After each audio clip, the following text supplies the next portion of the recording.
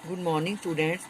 अब मैं आपको लहासा की ओर पाठ के आगे के प्रश्न उत्तर समझा रही हूँ। प्रश्न 6, प्रस्तुत यात्रा वृतांत के आधार पर बताइए कि उस समय तिब्बत का समाज कैसा था। उत्तर, उस समय तिब्बत का समाज आमतौर पर अच्छा था। वहाँ जाति पाति छुआछूत की भावना नहीं थी और ना ही औरतें पर्दा करती थी। अपरिचित अतिथि की भी वे सेवा करते थे। तिब्बत शासक छंग पीते थे। एक खुफिया विभाग था। पुलिस विभाग अपर्याप्त था क्योंकि सरकार उस पर खर्च नहीं करती थी। कुछ लोग अपराध वृत्ति के थे। वे लाठी की भांति बंदूक लिए घूमते थे। वे कट्टर बौद्ध थे। बौद्ध धर्म के नाम पर सुमति के नकली गंडों को भी आदर मिलता था।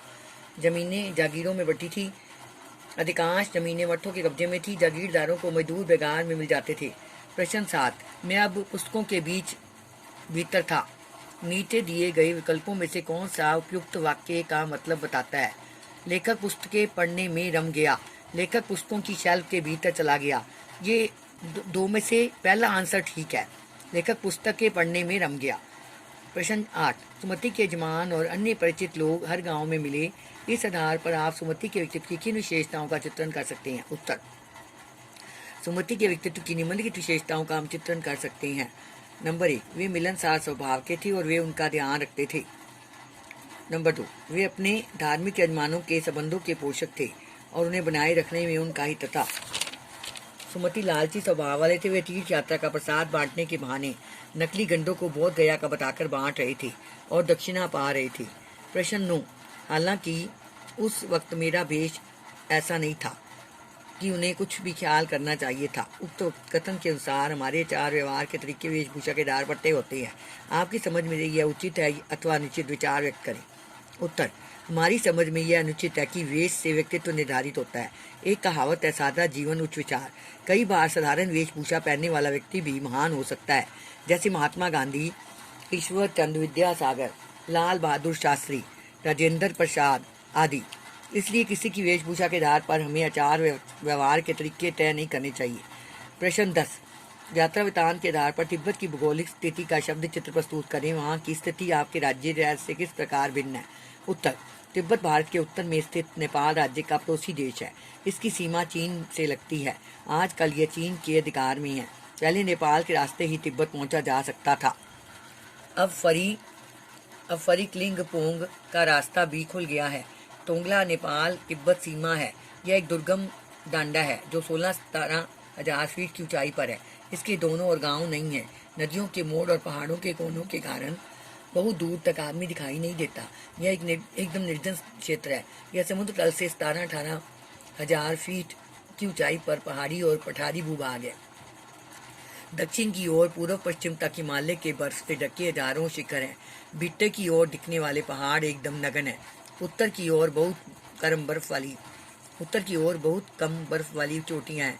यहाँ तिंगरी का विशाल मैदान है जो पहाड़ों से घिरा टापू सा मालूम होता है।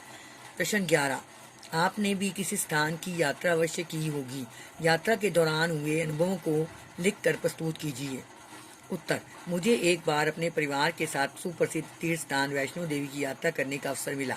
हम ग्रीष्मावकाश में चलने वाली विशेष रेलगाड़ी से जम्मू रेलवे स्टेशन पहुंचे।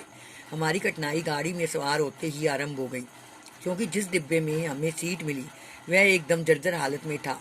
पूरे डिब्बे में प्रकाश की व्यवस्था नहीं थी। केवल एक छोटा सा बल्ब कोने में टिमटिमा रहा था। सामान चोरी होने के भय से रात जागते हुए बीती। सुबह जम्मू पहुंचे। वहां से कटरा के लिए बस ली। बस पहाड़ी रास्ते से चली। रास्ते में ऊंचे ऊंचे देवदार के वृक्ष झूमते दिखाई पड़े। नीचे घाटी में सुंदर फूल खिले थे जो मन को मोह रहे थे। कटरा पहुंचकर धर्मशाला में अपना सामान रखा। बाहर जाकर होटल में खाना खाया और चढ़ाई आरंभ की। और चारों ओर प्रकृति का सुंदर नजारा बिखरा पड़ा था। हर ओर घाटी थी। घाटी में ऊंचे ऊंचे झूमते वृक्ष थे। हमें लगभग 13,000 फुट ऊंची पहाड़ी पर पैदल चढ़ना था। शुरू में बड़ा जोश रहा। हम शीघ्र ही बाण गंगा तक पहुंच गए। बाण गंगा कल करती बह रही थी। वह पहाड़ों से बड़ी तीव्र गति से नीचे उतर रही थी। बहती जलधारा में मुंह हाथ धोए। वहां प्रकृति के नज़ारों का आनंद लेते हुए हम आद्य कुआरी पहुंचे। वहां दर्शनार्थियों की बहुत लंबी पंक्ति थी। संध्या के समय हमें दर्शन करने का अवसर मिला। गुफा में एक मोटा आदमी फंस गया।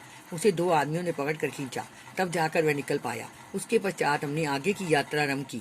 अचानक आकाश की ओर ध्यान गया। वहां तारे गायब हो चुके थे। काले बादल आकाश में घिर आए थे। वर्षा की कोई आशंका नहीं लेकिन पहाड़ों पर मौसम कब करवट बदल दे कुछ कहा नहीं जा सकता। देखते ही देखते वर्षा की मोटी मोटी बूंदें झरझर बरसने लगी। रात का समय, भारी वर्षा और भैरव बाबा तक पहाड़ी रास्ते पर हम लोग। बड़ी दुविधा थी, आगे बढ़े या पीछे लौटे। हमने आगे बढ़ने का निश्चय किया। वर्षा ने तो पीछा छोड़ दिया। किसी प्रकार हमने भैरव बाबा के दर्शन किए और वहीं एक दुकान पर विश्राम किया। इस प्रकार हमारी यात्रा एक यादगार यात्रा बन गई। प्रश्न 12। यात्रा वृतांत गद्य साहित्य की एक विधा है। आपकी इस पाठ्य पुस्तक में कौन सी विधाएं हैं? प्रस्तुत विधा उनसे किस मायनों में भिन्न है? उत्तर। हमारी पाठ्य पुस्तक के गद्य साहित्य की कहानी, निबंध, डायरी, व्यंग्य लेख, संस्मरण और यात्रा वृतांत विधाओं की रचनाएं प्राप्त होती हैं। यात्रा वृतांत इन सब विधाओं से इस प्रकार अलग है कि इसमें यात्रा करने वाले व्यक्ति के अपने अनुभव के अतिरिक्त उस यात्रा के स्थान की भौगोलिक, आर्थिक, सामाजिक तथा राजनीतिक ज्ञान हो जाता है। इसमें कहानी जैसी रोचकता के साथ साथ संस्मरण जैसा आंखों देखा हाल भी प्राप्त हो जाता है। बच्चों, गृह कार्य में आपने पाठ 2 के प्रश्न उत्तर याद करने और लिखने हैं।